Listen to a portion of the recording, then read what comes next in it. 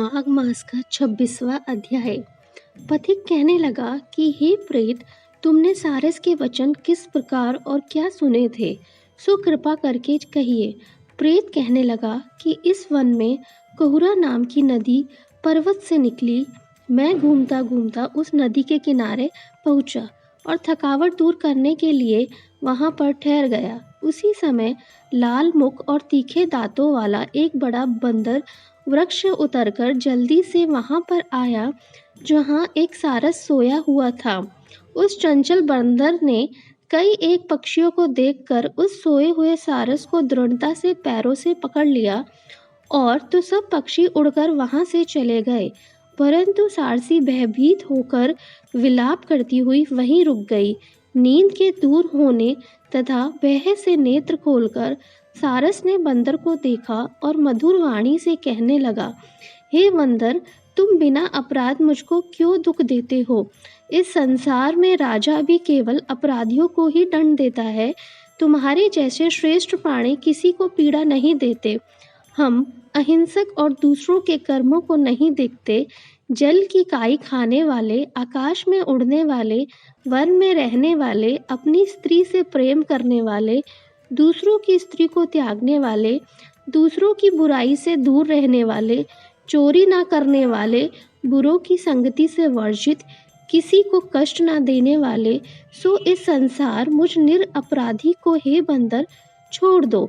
मैं तुम्हारे पहले जन्म के वृतांत जानता हूँ। यह वचन सुनकर वह बंदर उसको छोड़कर दूर बैठ गया और कहने लगा कि तुम मेरे पूर्व जन्म के वृतांत को कैसे जानते हो? तुम अज्ञानी पक्षी हो और मैं वन में घूमने वाला हूँ। सारस कहने लगा कि मैं अपनी जाति की स्मृति के बल से तुम्हारे पूर्व जन्म का सब वृतांत जानता हूँ। तुम पूर्व जन्म में विंध्य पर्वत के राजा थे और मैं तुम्हारे कुल का पूज्य पुरोहित था। तुम राजा होकर अपनी प्रजा को पीड़ा दिया करते थे। विवेकहीन तुमसे बहुत सा धन इकट्ठा किया, सो वानर प्रजा की पीड़न रूपी अग्नि की ज्वाला से तुम पहले ही तप चुके हो। पहले तुम कुंभी पाक नरक में गिराए गए। तुम्हारे शरीर को नरक से 3000 वर्ष बीत गए। फिर नरक से निकलकर बचे हुए पापों के कारण इस बंदर की योनि में आए और मुझको मारना चाहते हो। पूर्व जन्म में तुमने ब्राह्मण के बाग से लूटकर बलपूर्वक फल खाए थे। उसका यह भयंकर फल हुआ कि तुम वानर और वनवासी हुए। प्राणी अश्वमेव अपने किए हुए कर्मों को भोगता है, इसको देवता भी नहीं हटा सकते। इस प्रकार मैं सारस का जन्म लेकर भी अज्ञान से मोहित नहीं हुआ। इतनी कथा कहकर वानर कहने लगा कि यदि ठीक ही जानते हो तो मुझे बताओ, तुम पक्षी कैसे हुए? सारस कहने लगा कि मेरे दुर्गति का कारण भी सुनो। तुमने नर्मदा नदी किनारे पर सूर्य ग्रहण के समय बहुत से ब्राह्मणों के निमित्त 100 ढेर अन्न के दान किए थे। मैंने पुरोहित के मद से थोड़ा सा ब्राह्मणों को दिया और बाकी सब मैं अब हर ले गया। इन ब्राह्मणों को द्रव्य का उपहार अपहरण करने के पाप से मैं पहले कालसूत्र नरक में और फिर रक्त कुर्मुद नरक में, जहाँ पर बड़े बड़े कीड़े थे और रक्त तथा पीप से भरा हुआ नाभि तक नीचे सिर और ऊपर पैर की हुए पीप चाटता हुआ उस दुर्गंध वाले नरक में कीड़ों आदि से काटा जाकर 3000 वर्ष तक उस यातना को भोगता रहा। मैं नरक के दुख का वर्णन नहीं कर सकता।